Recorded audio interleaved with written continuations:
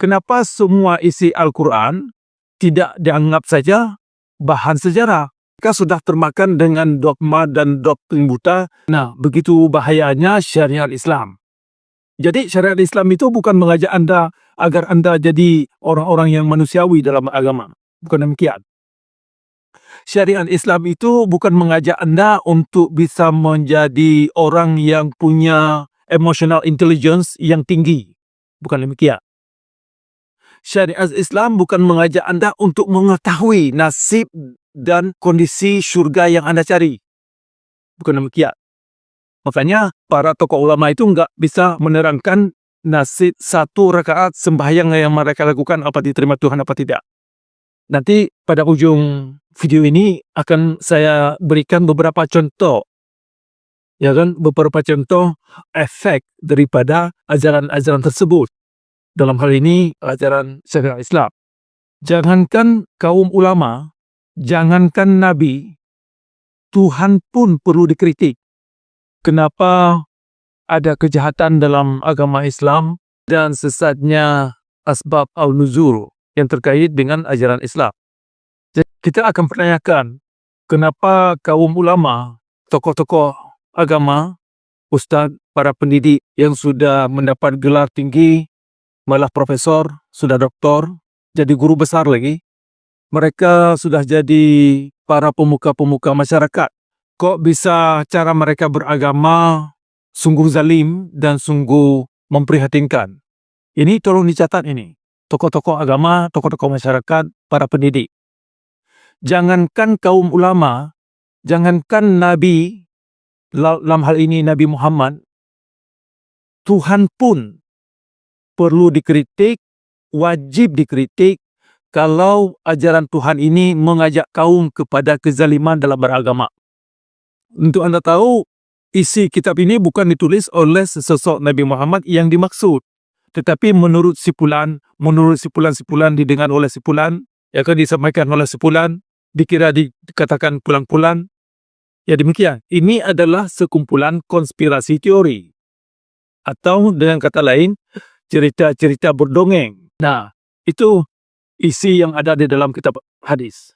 Kezaliman dalam beragama, ini perlu dikritik. Meskipun itu terkait dengan Nabi yang ada dalam agama tersebut. Nah, untuk Anda ketahui, kaum ulama yang sudah saya lihat, mereka bukan ahli moralitas. Dan juga mereka bukan ahli spiritualitas. Tetapi mereka ahli pengumpul dongeng. Atau ahli cara mereka meriwayatkan dongeng atau mewariskan dongeng-dongeng yang mereka anun kepada orang lain. Asbab al-nuzul adalah konspirasi teori atau cerita dongeng yang dikembangkan dari kitab hadis. Dari sini, syariat Islam adalah bersandar kepada kitab fikih. Terutama kitab fikih itu juga bersandar kepada kitab hadis ini. Yang ini. Ujung-ujungnya kemari.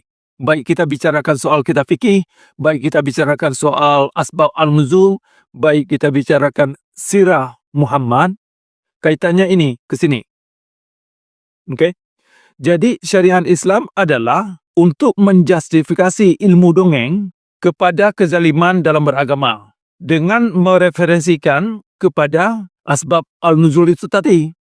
Inti syariah Islam adalah menolak segala definisi ayat yang bagus kepada pembekalan akal pikiran, pemberdayaan akal pikiran kita, dan menggunakan definisi yang merusak akal dan moralitas kita sebagai syariat Islam yang sering disebutkan hukum Tuhan.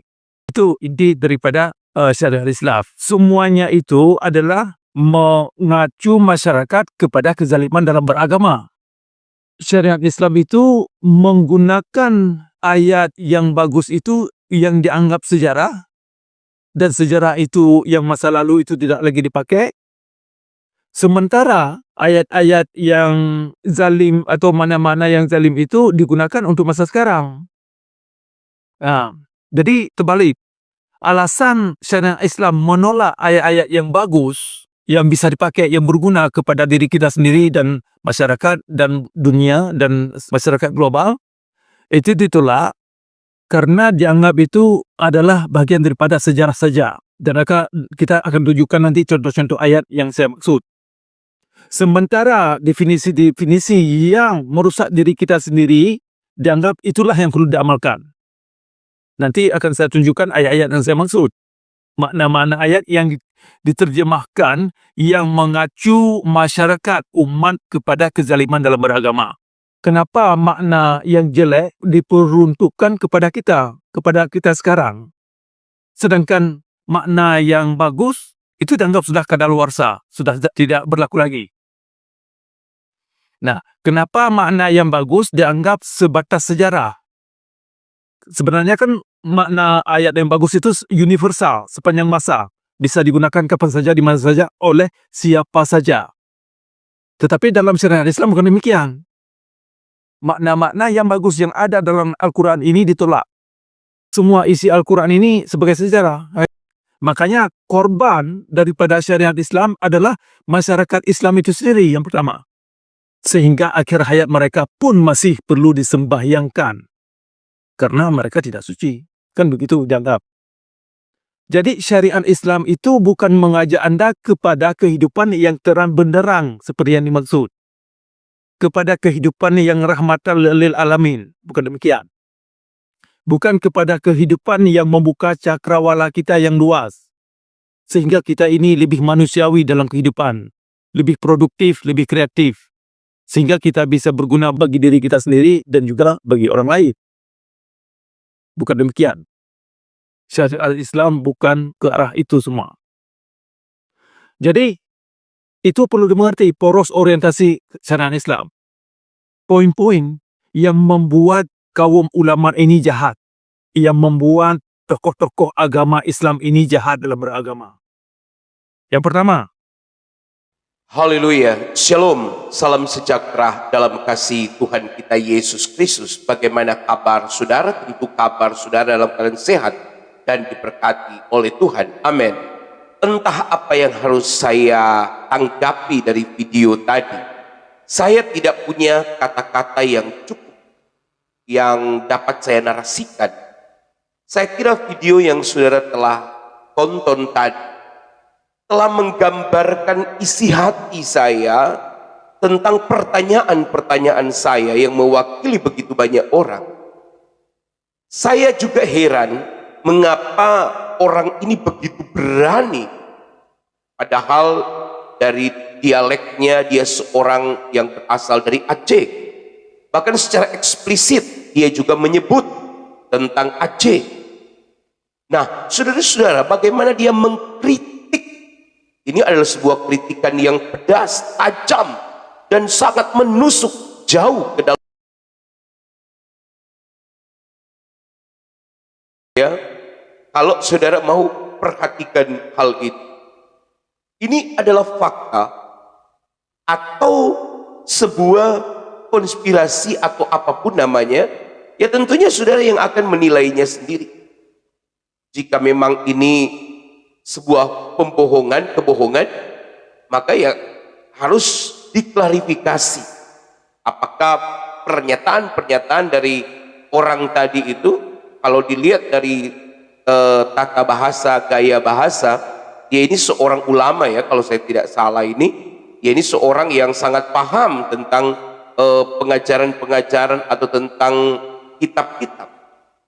Secara tegas, eksplisit, dia kemudian mengkritik tajam akan isi bahkan praktek-praktek agama yang dilakukan oleh para pemimpin-pemimpin agama tersebut.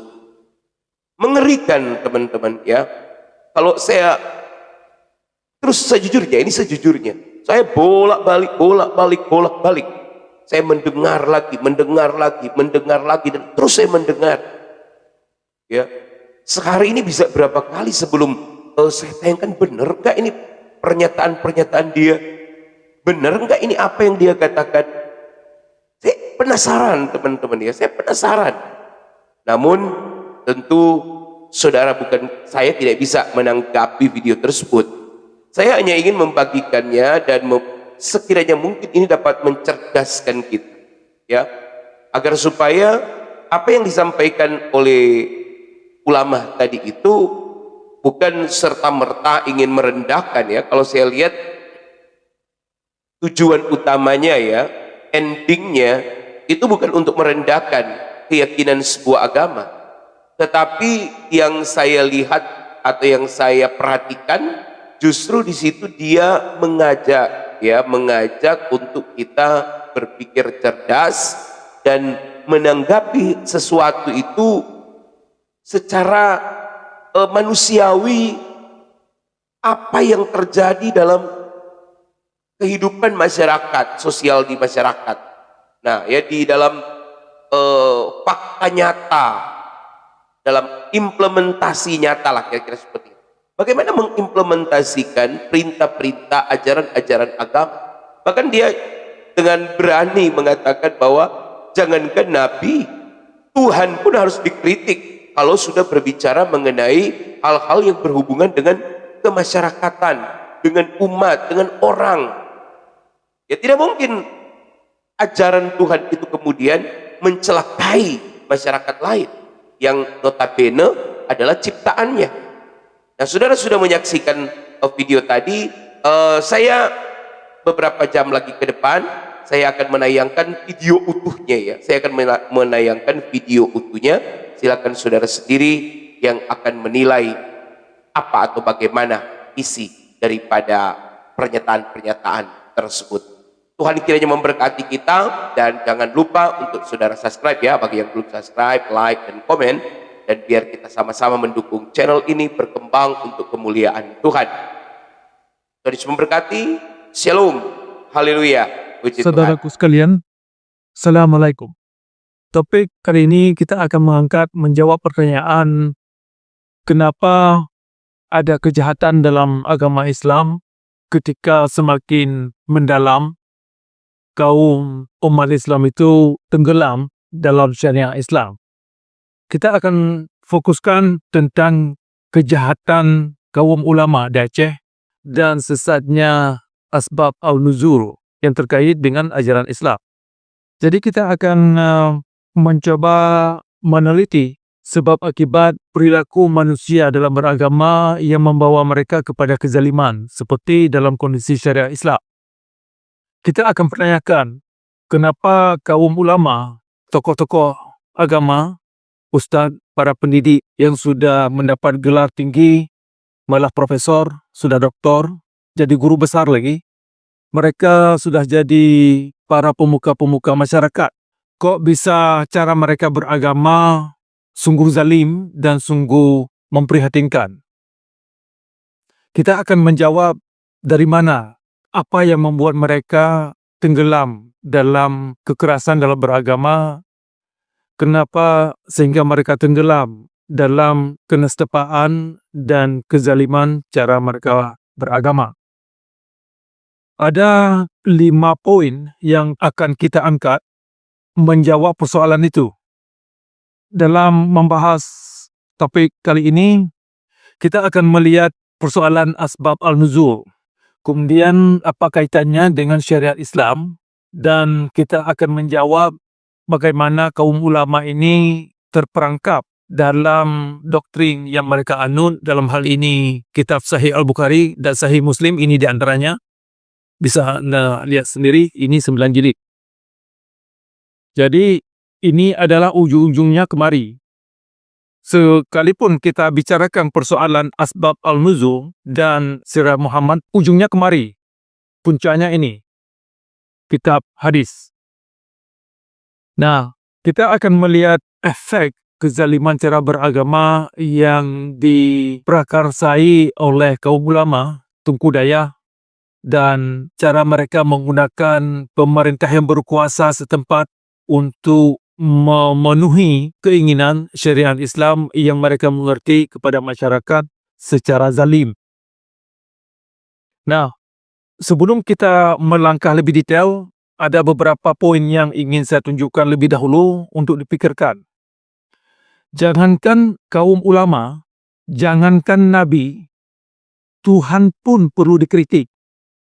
Kalau Tuhan ini mengajak manusia, mengajak kaum kepada kezaliman dalam beragama.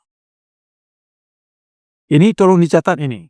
Tokoh-tokoh agama, tokoh-tokoh masyarakat, para pendidik. Jangankan kaum ulama, jangankan Nabi, dalam hal ini Nabi Muhammad, Tuhan pun perlu dikritik, wajib dikritik kalau ajaran Tuhan ini mengajak kaum kepada kezaliman dalam beragama. Ini tolong dipikirkan persoalan ini oleh segenap masyarakat. Dalam pada ini, ayat 135 surah An-Nisa, itu dikatakan yang intinya, kita wajib mengkoreksi, kita wajib mengkritik demi keadilan. Walaupun itu adalah hal-hal yang berkenaan dengan Tuhan.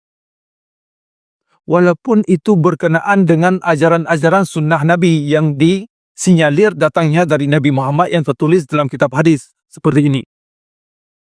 Untuk Anda tahu, isi kitab ini bukan ditulis oleh sesosok Nabi Muhammad yang dimaksud. Tetapi menurut sipulan-sipulan didengar oleh sipulan, yang akan disampaikan oleh sipulan, dikira dikatakan pulang-pulang. Ya demikian, ini adalah sekumpulan konspirasi teori. Atau dengan kata lain, cerita-cerita berdongeng. Nah, itu isi yang ada di dalam kitab hadis. Jadi, ayat 135 tadi yang saya sebutkan, yang datangnya dari surah An-Nisa, surah 4, yang intinya mengajak kita ini untuk menegakkan keadilan demi keadilan. Yang paling utama adalah keadilan, kebebasan, kemerdekaan kita berpikir, persoalan manusia dengan Tuhannya atau Sang Penciptanya. Jadi perlakuan-perlakuan tokoh ulama, tokoh masyarakat dalam beragama yang mengacu masyarakat kepada kekerasan, kezaliman dalam beragama, ini perlu dikritik. Meskipun itu terkait dengan Nabi yang ada dalam agama tersebut. Tidak ada seorang pun atau Nabi pun yang lepas daripada kritikan. Jangankan Nabi, Tuhan wajib dikritik. Kalau ajaran Tuhan itu mengacu umat kepada kekerasan dalam beragama dan pertumpahan darah. Nah, itu tadi sudah saya sebutkan latar belakang inspirasi daripada topik kali ini mengenai kewajiban kita untuk terus mengedukasi masyarakat, terutama kaum-kaum muda, untuk lebih jeli dan lebih waspada, lebih punya kesadaran apa yang mereka anut dan ajaran-ajaran yang mereka terima dari yang katanya ulama, dalam kata petik, atau tokoh daya. Nah, untuk Anda ketahui, kaum ulama yang sudah saya lihat, mereka bukan ahli moralitas dan juga mereka bukan ahli spiritualitas. Tetapi mereka ahli pengumpul dongeng atau ahli cara mereka meriwayatkan dongeng atau mewariskan dongeng-dongeng yang mereka anut kepada orang lain. Jadi ilmu yang ulama miliki bukanlah ilmu-ilmu pasti, bukanlah ilmu-ilmu yang faktual yang bisa difaktakan dalam alam. Nah, ini perlu diketahui oleh kaum muda, terutama anda-anda yang di bangku kuliah, untuk bisa berpikir secara realistik, secara natural yang bersandar kepada unsur-unsur alam. Nah, tadi saya menjelaskan bahwasanya bahasan ini terkait dengan asbab al-nuzul. Perlu saya terangkan anda-anda yang mungkin tidak mengerti apa itu asbab al-nuzul. Asbab al-nuzul adalah konspirasi teori atau cerita dongeng yang dikembangkan dari kitab hadis. Dari sini. Dengan kata lain, asbab al-nuzul adalah penjabaran daripada kitab hadis yang mensinyalir untuk menerangkan sebab dan maksud turun ayat Al-Quran. Jadi, cerita yang ada asbab al-nuzul adalah cerita berdongeng yang mensinyalir, yang menggambarkan sebab akibat atau sebab dan maksud turun ayat Al-Quran. Okay, itu tujuan dan isi inti daripada asbab al-nuzul. Nah, sedangkan syariat Islam, ini saya terangkan definisinya untuk anda-anda yang mungkin kurang mengerti apa itu syariat yang ada dalam kerangka dan koridor agama Islam. Syariat Islam adalah bersandar kepada kitab fikih. Terutama kitab fikih itu juga bersandar kepada kitab hadis ini. Yang ini. Ujung-ujungnya kemari. Baik kita bicarakan soal kitab fikih, baik kita bicarakan soal asbab al-nuzul, baik kita bicarakan sirah Muhammad, kaitannya ini ke sini. Okay? Jadi syariat Islam adalah untuk menjustifikasi ilmu dongeng kepada kezaliman dalam beragama dengan mereferensikan kepada asbab al-nuzul itu tadi. Kitab-kitab yang dipegang oleh syariat Islam itu adalah menggunakan asbab al-nuzul sebagai referensi sejarah, mana ayat yang ditolak atau mana ayat yang dipakai. Dalam hal ini syariat Islam adalah menolak ayat-ayat yang bagus atau definisi-definisi ayat yang bagus yang ada dalam Al-Quran, dalam Al-Quran ini, ya kan? Menolak segala ayat-ayat yang bagus, yang bisa berguna, ditolak. Dan menggunakan definisi-definisi yang membinasakan diri kita sendiri, yang merusak diri kita sendiri, itu yang dipakai. Itu inti syariat Islam. Jadi terbalik, saudara-saudara. Jadi perlu anda ketahui, ini saya ulang. Inti syariah Islam adalah menolak segala definisi ayat yang bagus kepada pembekalan akal pikiran, pemberdayaan akal pikiran kita, dan menggunakan definisi yang merusak akal dan moralitas kita sebagai syariah Islam yang sering disebutkan hukum Tuhan. Nah, itu inti daripada syariat Islam. Semuanya itu adalah mengacu masyarakat kepada kezaliman dalam beragama. Nanti pada ujung video ini akan saya berikan beberapa contoh, ya kan, beberapa contoh efek daripada ajaran-ajaran tersebut. Dalam hal ini ajaran syariat Islam. Syariat Islam itu menggunakan ayat yang bagus itu yang dianggap sejarah, dan sejarah itu yang masa lalu itu tidak lagi dipakai. Sementara ayat-ayat yang zalim atau mana-mana yang zalim itu digunakan untuk masa sekarang. Nah, jadi terbalik.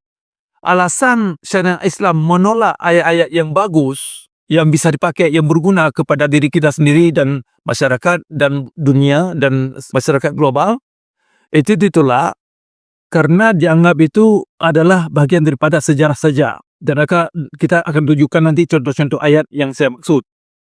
Sementara definisi-definisi yang merusak diri kita sendiri dianggap itulah yang perlu diamalkan. Nanti akan saya tunjukkan ayat-ayat yang saya maksud. Makna-makna ayat yang diterjemahkan yang mengacu masyarakat umat kepada kezaliman dalam beragama. Jadi timbul beberapa pertanyaan dalam hal ini. Kenapa makna yang jelek diperuntukkan kepada kita sekarang? Sedangkan makna yang bagus itu dianggap sudah kadaluarsa, sudah tidak berlaku lagi. Nah, kenapa makna yang bagus dianggap sebatas sejarah? Sebenarnya kan makna ayat yang bagus itu universal, sepanjang masa. Bisa digunakan kapan saja, di mana saja, oleh siapa saja. Tetapi dalam syariat Islam bukan demikian. Makna-makna yang bagus yang ada dalam Al-Quran ini ditolak. Oke? Nah, pertanyaan lanjutnya, kalau demikian, kenapa semua isi Al-Quran tidak dianggap saja bahan sejarah? Ya kan? Kalau memang asbab al-nuzul atau syariat Islam menganggap sebagian daripada ayat Al-Quran ini yang bagus dianggap sebagai sejarah, kenapa enggak semua isi Al-Quran ini sebagai sejarah? Ya kan? Mereka-mereka yang ingin menggunakan Al-Quran ini sebagai jalan untuk merusak manusia, syariat Islam adalah salah satu badan yang menggunakan cara itu. Syariat Islam menggunakan Al-Quran mendefinisikan sebagian ayat Al-Quran untuk merusak umat manusia. Dalam hal ini, masyarakat Islam itu sendiri. Makanya korban daripada syariat Islam adalah masyarakat Islam itu sendiri yang pertama. Berbicara tentang Aceh, korban utama daripada syariat Islam adalah anak-anak tokoh-tokoh agama itu sendiri. Anak-anak para pejabat. Anak-anak para profesor itu sendiri. Ya, akhirnya juga korbannya itu orang-orang kampung. Orang-orang yang tidak punya kesempatan belajar lebih dalam atau tidak punya kesempatan untuk sekolah tinggi. Tetapi kalaupun mereka sekolah tinggi, mereka sudah termakan dengan dogma dan doktrin buta juga jadi korban. Nah, begitu bahayanya syariat Islam. Jadi syariat Islam itu bukan mengajak Anda agar Anda jadi orang-orang yang manusiawi dalam agama. Bukan demikian. Syariat Islam itu bukan mengajak Anda untuk bisa menjadi orang yang punya emotional intelligence yang tinggi. Bukan demikian. Syariat Islam bukan mengajak Anda untuk mengetahui nasib dan kondisi syurga yang Anda cari. Bukan demikian. Makanya para tokoh ulama itu enggak bisa menerangkan nasib satu rakaat sembahyang yang mereka lakukan apa diterima Tuhan apa tidak. Sehingga akhir hayat mereka pun masih perlu disembahyangkan. Karena mereka tidak suci. Kan begitu dianggap. Jadi syariat Islam itu bukan mengajak Anda kepada kehidupan yang terang benderang seperti yang dimaksud. Kepada kehidupan yang rahmatan lil alamin. Bukan demikian. Bukan kepada kehidupan yang membuka cakrawala kita yang luas. Sehingga kita ini lebih manusiawi dalam kehidupan. Lebih produktif, lebih kreatif. Sehingga kita bisa berguna bagi diri kita sendiri dan juga bagi orang lain. Bukan demikian. Syariat Islam bukan ke arah itu semua. Jadi, itu perlu dimengerti poros orientasi syariat Islam. Nah, sekarang langsung kita mulai poin-poin yang membuat kaum ulama ini jahat. Yang membuat tokoh-tokoh agama Islam ini jahat dalam beragama. Yang pertama, kaum ulama menciptakan Tuhan atau Nabi Muhammad sebagai Rasul sebagai elemen yang ganas, buas, seram, ngeri. Nah, itu yang pertama. Sehingga mereka menggunakan penakutan-penakutan dalam menanamkan ajaran. Sehingga umat harus tunduk kepada ajaran dengan penakutan-penakutan. Dengan membuat konspirasi sejarah atau cerita. Karena umat sudah takut dengan penakutan, mereka tidak bisa berpikir, tidak bisa keluar dari stigma yang cukup menakutkan. Saya ulang, kaum ulama atau tokoh agama menciptakan Tuhan dan Nabi, dalam hal ini Nabi Muhammad, sebagai elemen-elemen yang cukup menakutkan. Yang cukup mengerikan dan sungguh zalim. Sehingga umat tidak berani mengkritik, tidak berani memikirkan apa sih sesungguhnya tujuan Nabi dan tujuan Tuhan mengirimkan Quran atau hadis-hadis yang demikian rupa sehingga bisa mengajak kaum kepada kezaliman dalam beragama. Karena sudah takut, tidak berani, tidak bisa, tidak punya tempat untuk mengkaji. Nah, itu kondisi yang diciptakan, didoktrin sedemikian rupa sehingga umat terperangkap dalam penjara pikiran. Karena umat sudah terpenjara pikiran mereka, mereka susah bisa memikirkan karena sudah saking takutnya. Malah dalam hal ini ujungnya membawa kepada kekerasan dan halal darah atau bunuh-membunuh. Dan akan kita bahas berikutnya. Kemudian yang kedua, kaum ulama menyerukan umat untuk mencintai Nabi tersebut, Nabi yang mereka ciptakan, dan membelanya dengan cara membunuh-bunuh sesama, dengan cara mengancam sesama, dengan cara bakar-bakar rumah atau bakar-bakar harta benda, demi membela Nabi yang dimaksud. Siapa-siapa yang mengkritik ajaran agama berarti dia sudah menistakan agama, termasuk menistakan Nabi atau menghina Nabi. Jadi cara ulama menciptakan ini menyerukan umat untuk mencintai Nabi Muhammad lebih daripada dirinya. Sedangkan Nabi yang dimaksud adalah mengajak mereka kepada kezaliman. Ini satu dogma buta yang sungguh ngeri, yang sungguh mengerikan. Di satu sisi, kita disuruh mencintai Nabi sebagai rasul yang disinyalir sebagai utusan Tuhan, sedangkan ajaran Nabi itu mengajak kaum kepada kezaliman bunuh-membunuh, halal darah, ya kan, dalam beragama demi menegakkan agama atas nama Tuhan. Dalam hal ini agama Islam. Jadi itu poin yang kedua.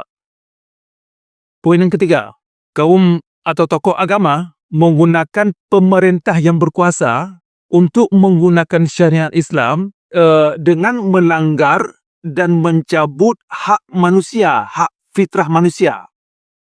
Kita tidak bisa berpikir. Kita tidak bisa berpikir di luar apa yang telah digariskan oleh kitab ini, atau apa yang digariskan dalam kitab fikih, atau apa yang telah digariskan dengan sejumlah ayat-ayat Al-Quran, makna-makna ayat Al-Quran yang miring, yang merusak diri kita sendiri. Dengan menggunakan pemerintah yang berkuasa, kaum ulama punya power lebih luas.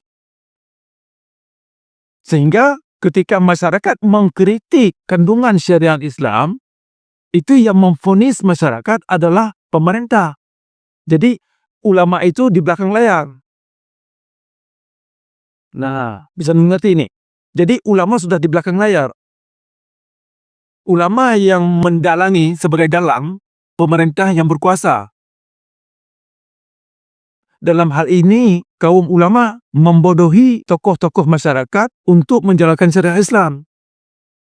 Itu makanya kenapa tokoh Aceh bisa dibodohi oleh kaum ulama, karena tokoh Aceh itu sendiri tidak begitu mengerti apa yang dikandung oleh syariat Islam.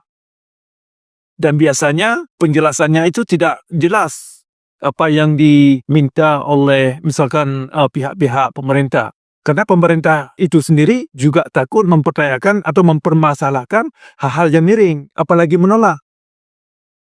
Kalau menolak berarti mereka ini bukan orang yang ditunjuk Tuhan, kan demikian. Sehingga pemerintah itu sendiri secara tidak langsung pasrah.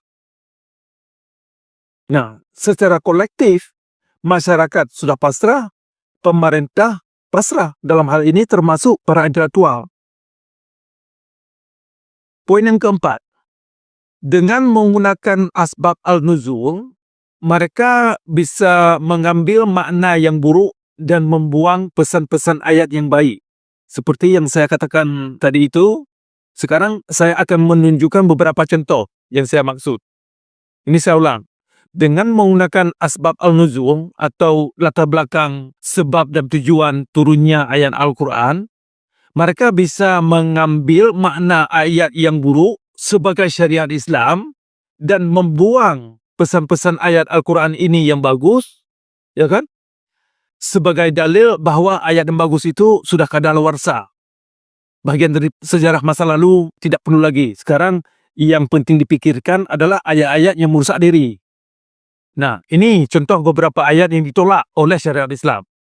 Ayat 256 surah Al-Baqarah. Perkara la ikraha fiddin.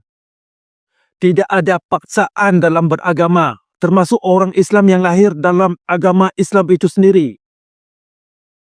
Tetapi ditolak karena asbab an-nuzul bisa menangkis ayat ini tidak lagi berlaku. Bisa menangkis ayat ini dengan alasan ini ayat sejarah saja pada masa lalu. Atau dipakai sebagai untuk mengundang orang masuk Islam saja. Ketika orang masuk Islam tidak bisa keluar. Karena ayat ini tidak lagi berlaku. Jadi dipakai sebatas untuk mengundang orang yang belum Islam untuk masuk Islam. Ketika mereka masuk Islam, ayat ini dipakai sebagai sejarah. Begitu liciknya asbab al-nuzul atau begitu liciknya syariat Islam. Ya kan?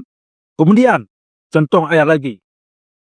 Ayat 179 surah Al-A'raf dan ayat 36 surah Al-Isra yang menyuruhkan umat untuk berpikir, pakai akal pikiran, pakai hati, pakai indera. Kita ini diberi indera, kita ini diberi akal. Tapi ayat ini ditolak. Tidak boleh dipakai. Jangan pakai akal. Pakailah percaya buta. Apa yang digariskan dalam kitab hadis, percaya aja. Jangan tanyakan, jangan pertanyakan, jangan permasalahkan. Ikut saja. Jadi, ayat 179 dari surah Al-A'raf dan ayat 36 surah Al-Isra, seperti saya katakan tadi, mengajak kaum untuk pakai akal pikiran. Jangan kamu ikut yang kamu tidak mengerti. Kan? Jangan kamu ikut yang tidak kamu mengerti. Itu bisa Anda baca di ayat 36 surah Al-Isra. Tetapi ayat-ayat yang demikian rupa ini ditolak. Syariat Islam itu mengajak kaum agar jangan pakai akal, pakai percaya buta. Percaya buta. Pokoknya yakin saja. Ya kan? Begitu caranya. Nah, kemudian contoh lagi. Ayat 42 dan 43 dari surah Al-Baqarah.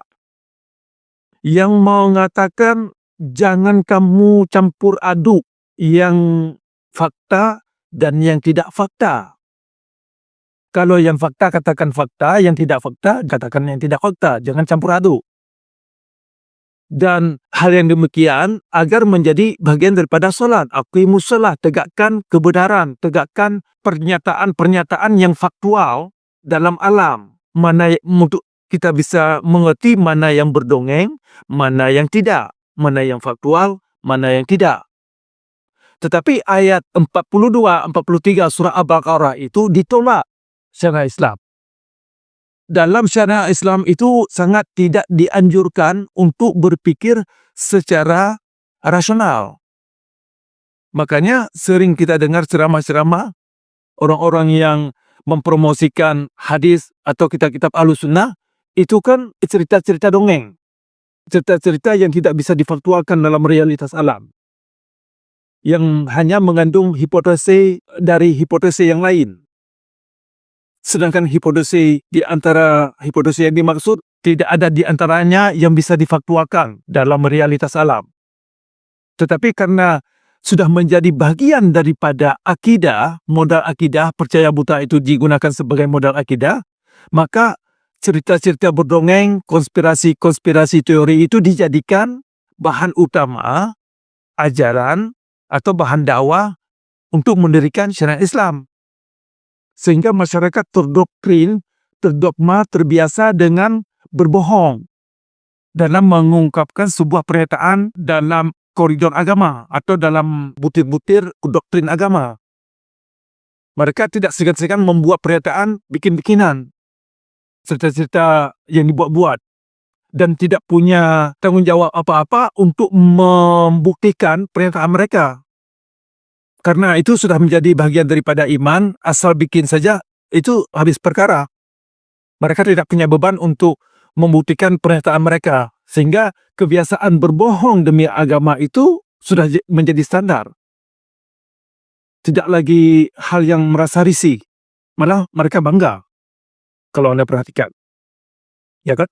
Nah, kemudian ayat yang bagus yang ditolak oleh syariat Islam. Ayat 62 surah Al-Baqarah. Yang mengatakan, siapa-siapa yang melakukan amal saleh, kerja-kerja yang baik, baik mereka orang Hindu, orang Buddha, orang Kristen, orang Yahudi, orang apa saja. Siapa-siapa manusia yang melakukan kerja baik, maka mereka dijamin syurga. Itu ayat 62 surah Al-Baqarah. Mereka digaransi jaminan security, kenyamanan. Dijamin syurga. Tetapi ayat ini ditolak oleh syariat Islam. Karena kenapa? Karena ini adalah membicarakan pesan-pesan yang cukup universal. Pesan-pesan yang mengandung kemanusiaan. yang mengandung keadilan. Ya kan? Nah, makanya syariat Islam hal yang demikian itu ditolak. Makanya dalam syariat Islam tidak ada istilah hak asasi manusia di sana. Tidak ada kebebasan dan kemerdekaan berpikir. Lanjut. Contoh ayat-ayat yang bagus yang saya maksud. Ayat 170 surah Al-Baqarah yang mengatakan, jangan kamu ikut agama orang tuamu kalau orang tuamu itu sendiri tidak mengerti apa yang mereka lakukan. Ini kan jadi peringatan ini bagi anda yang muda-muda ini. Coba simak sendiri ayat 170 surah Al-Baqarah. Jangan kamu ikut agama atau tradisi orang tuamu, sedangkan orang tua kamu itu sendiri tidak mengerti apa yang mereka lakukan. Ini penting bagi anda yang muda-muda ini yang masih sekolah. Makanya orang Aceh itu yang mempertahankan adat Endatu, ya kan, sering dikatakan itu ada Endatu atau agama Endatu demi Endatu, itu sungguh menjerumuskan dalam persoalan pendidikan. Karena kalau kita hanya menerima ajaran-ajaran Endatu itu hanya karena datangnya dari Endatu, tanpa memikirkan apa sih isinya. Kalau memang baik, oke. Kalau memang bermanfaat, itu nggak masalah. Persoalannya tidak bermanfaat, malah menjerumuskan. Karena mengandung ilmu-ilmu hitam, ilmu-ilmu yang tidak bisa dimengerti oleh akal pikiran. Itu kan sebenarnya ayat yang cukup bagus sebagai peringatan untuk mengingatkan kita, untuk membuat kita terjaga, tersadar dalam tradisi doktrin-doktrin buta yang sudah datang dari nenek-nenek moyang kita, dari orang tua, dari kakek-kakek kita. Makanya ayat 135 dari surah An-Nisa yang sudah saya sebutkan tadi waktu kita memulai, diajak kita untuk bisa mengkoreksi orang tua kita, siapa saja, kalau mereka tersalah. Kalau mereka ini membuat tidak keadilan. Kalau agama-agama yang mereka anut membawa umat kepada ketidakadilan yang meruntuhkan fitrah kita sebagai manusia. Termasuk dalam hal ini, doktrin-doktrin yang dinamakan atas nama Tuhan. Makanya, sekalipun itu datang dari Tuhan, itu perlu dikritik. Jangankan Nabi Muhammad, jangankan ulama, Tuhan itu sendiri perlu dikritik. Kalau ajaran Tuhan itu hanya membawa umat, mengacu umat kepada kezaliman dalam beragama. Kelima, apa yang membuat jahatnya ulama? Apa yang mengacu ulama berbuat jahat dalam beragama? Apa motivasinya? Apa doktrin yang mereka anut? Nah, poin kelima, konsep amar ma'ruf nahi munkar. Jadi kita fokuskan kepada konsep amar ma'ruf itu apa. Kalau yang mungkar, itu mungkin Anda bisa sudah mengerti yang tidak baik. Okay? Yang perlu Anda pikirkan sekarang, yang perlu dimengerti amar ma'ruf dalam kacamata syariat Islam itu apa. Nah, ini saya jelaskan. Yang dimaksud amar ma'ruf dalam kacamata syariat Islam adalah mengajak umat kepada kemungkaran, kepada kezaliman dalam beragama, ancam-mengancam, bunuh-membunuh, bakar-bakar rumah orang, membatukan orang. Itu yang dimaksud amar ma'ruf. Nah, mungkin Anda terkejut ini, kok bisa begitu maknanya? Memang demikian.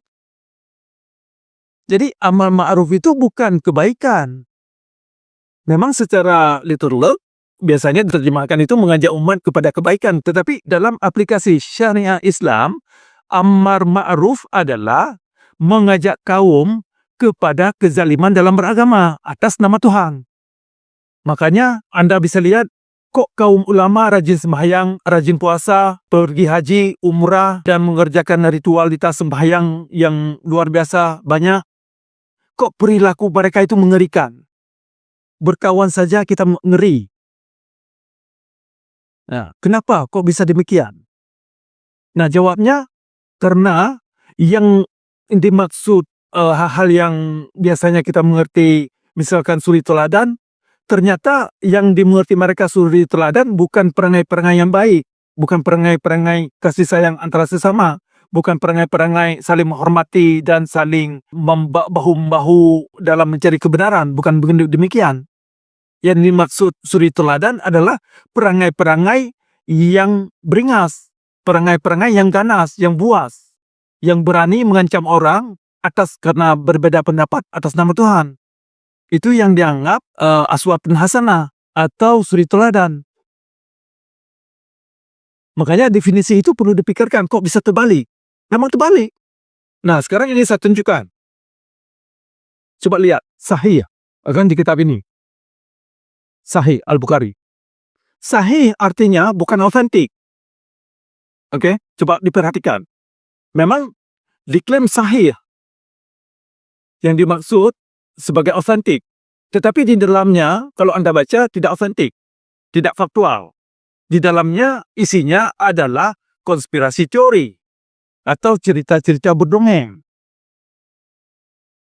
Jadi sahih dalam koridor atau dalam kacamata Islam, dalam aplikasi, bukan arti otentik. Sahih artinya berdongeng. Itu tolong dicatat. Jadi itu 5 poin sudah kita jabarkan dan bahaskan apa yang mengacu kaum ulama bisa begitu zalim dalam beragama. Nah, itu sudah terjawab. Ya kan? Apa yang saya paparkan barusan sudah terjawab. Dan ini panjang, nanti bisa jabarkan pada kali lain. Tetapi secara ringkas dulu, itu seluk-beluk yang membawa kaum ulama, yang membawa tokoh-tokoh agama, tokoh-tokoh Aceh, termasuk Tunku Dayak dalam hal ini, termasuk guru-guru agama, yang mengacu mereka kepada kekerasan dan kezaliman dalam beragama.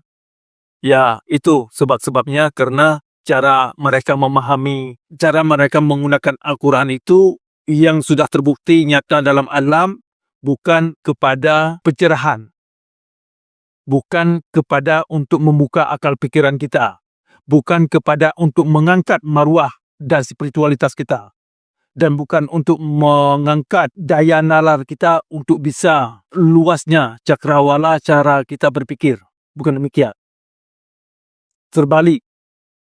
Makanya dalam koridor, dalam payung Ahlus Sunnah, ajaran-ajaran Ahlus Sunnah tidak bisa menciptakan tokoh-tokoh seperti Ibnu Sina, Ibnu Rushd, Al-Khawarizmi, Al-Kindi, atau Rumi. Itu tokoh-tokoh itu sudah dianggap murtad oleh tokoh-tokoh lain, diantaranya Al-Ghazali. Jadi makanya ini perlu penting sekali dimengerti. Al-Ghazali itu yang saya mengerti adalah tokoh yang menolak kebebasan berpikir, kemerdekaan berpikir. Al-Ghazali adalah pelapor yang menjagokan syariat Islam itu. Cerita-cerita dongeng, kemudian kekerasan dalam beragama, ya ujungnya untuk mengingkari kondisi alam ini, kondisi kenyataan dalam alam.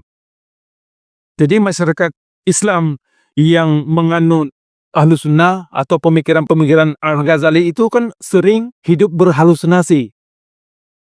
Jadi kenyataan dalam alam ini diingkari.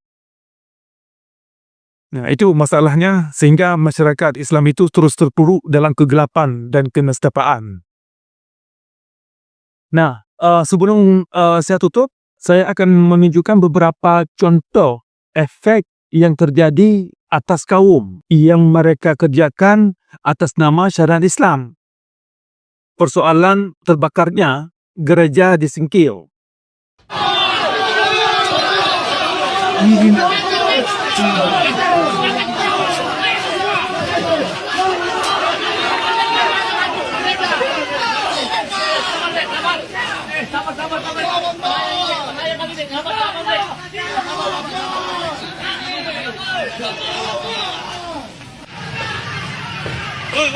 Oi, please.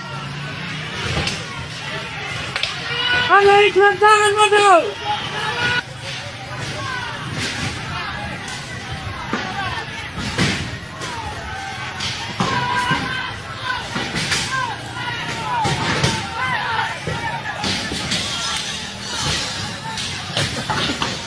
Bahkan cara-cara mereka ini tidak terlepas daripada kekerasan beragama yang ada kaitannya dengan doktrin-doktrin yang sudah tertanam dalam adat Aceh. Adanya sikap-sikap halal darah sangat terkait dengan doktrin-doktrin yang ada dalam kitab fikih, dalam kitab Sahih Al-Bukhari, dan kitab Sahih Muslim, dan kitab hadis lainnya. Nah, kemudian tragedi di Jambu Dalam, di Birin, tahun 2012. Pembunuhan terhadap Tengku Ayub Syakubat dan terbunuhnya beberapa anggota masyarakat lainnya. Itu adalah bentuk-bentuk kekerasan. Kekerasan mereka itu sangat terkait dengan ajaran yang mereka anut, yang mereka sudah didoktrinkan dari sejak kecil. Mereka adalah juga korban mereka daripada ajarannya. Jadi inilah contoh yang saya sebutkan tadi, korban daripada syariat Islam, korban daripada syariat doktrin yang cukup ganas, itu tidak hanya terjadi kepada masyarakat biasa, tetapi juga terjadi kepada anak-anak pejabat. Anak-anak ulama itu sendiri punya mental-mental yang zalim dalam beragama. Termasuk anak-anak para tokoh ulama dan tokoh pemimpin Aceh itu sendiri. Karena anak-anak pemimpin Aceh itu sendiri kan bergelimang dalam masyarakat setempat. Yang namanya doktrin itu kan di mana-mana. Di masjid-masjid itu diajarkan. Nah, kemudian contoh lagi. Pembakaran Pondok Muhammadiyah di Samalanga. Padahal itu kan Muhammadiyah kan tidak begitu jauh beda dengan pemikiran Ahlussunnah. Tetapi kok bisa dibakar? Kok bisa mengalami ancaman yang demikian? Nah, kemudian akan saya tunjukkan beberapa video tentang razia sembahyang. Ya kan, sikap-sikap ustaz atau pendidik yang memaki-maki masyarakat dengan kekerasan atau dengan sikap yang tidak manusiawi untuk sembahyang. Kemudian tokoh-tokoh atau pejabat dari instansi pemerintah yang mengancam masyarakat untuk tutup warung pada bulan puasa, melakukan razia-razia. Orang tu orang tu punya bakal macam mana? Kan tu orang bakal undang buat kano tu. Undang bayar. Cik tuan tahu dia kena. Baik mah tu. Kan tu hidung kau tahu kena tu. Ibu tu malah aku pegah le. Maka, kan tu baik mah tu. Paling dah guna hal kebang Jumaat kena baik mah tu.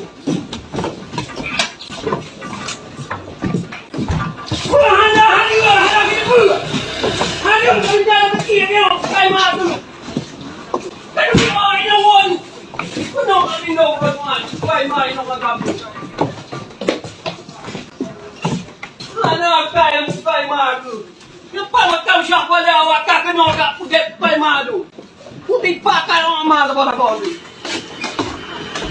Ada orang kamu tahu kena. Yung kay balkon wa kamu kami no mana uka.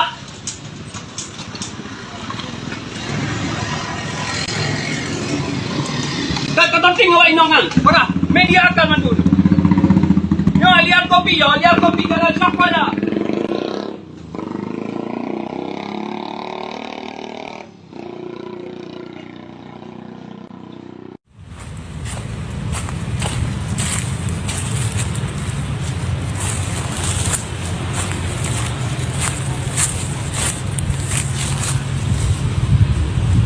Yang dia pak kalanya ni buah tu po pak. Kan kadanya dia belum kat pi langsung. Tu po ni buah. Tu po ni buah. Mak. Hai si kadang ni. Kadang ni. Hai drop ya. Drop ya. Drop ya agak kadang. Hai drop ya. Hai. Drop ya. Drop mana ni no? Drop ya, don't kill you.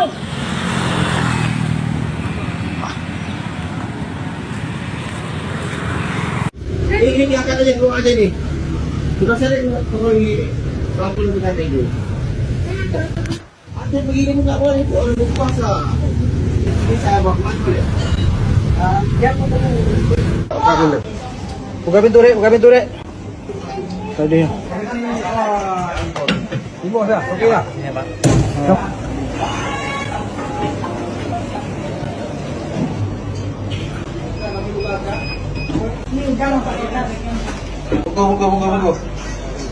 Bisa nama Pak. Saya kan nggak buka umum, Pak. Betul. Jangan campur. Betul ya? Nggak dikursus, Bos.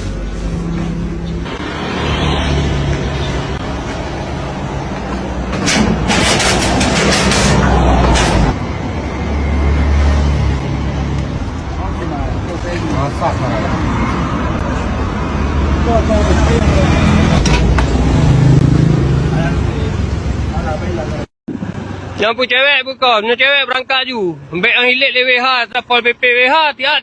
Nak dua. Fatih anak hilit. Dua lam. Menikah le, menikah. Ambil hari ni kamu awak kampung ini melik dia mupah ke. Orang rumah kat, orang awak kah ke dia lauk pupon tu. Bagai apa cut? Ni aku balik ini punya ni hancur ke. Itu kan persoalan-persoalan yang sungguh mengerikan tentang pendekatan agama Islam.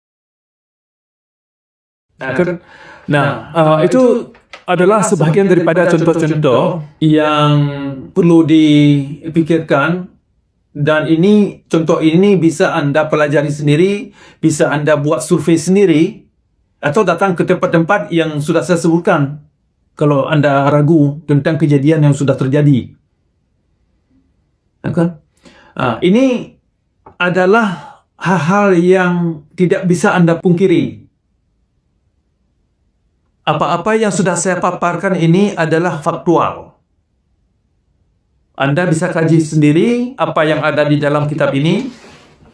Kalau anda ragu, baca sendiri. Coba pelajari bagaimana sikap Nabi.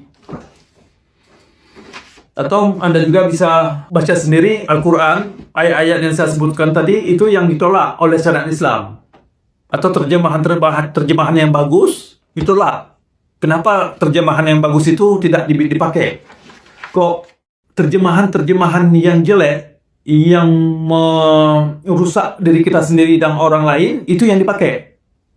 Dan ada bisa kaji sendiri dalam Al-Quran yang ada yang telah diterjemahkan oleh beberapa instansi. Nah, itu sebagai bahan kajian anda.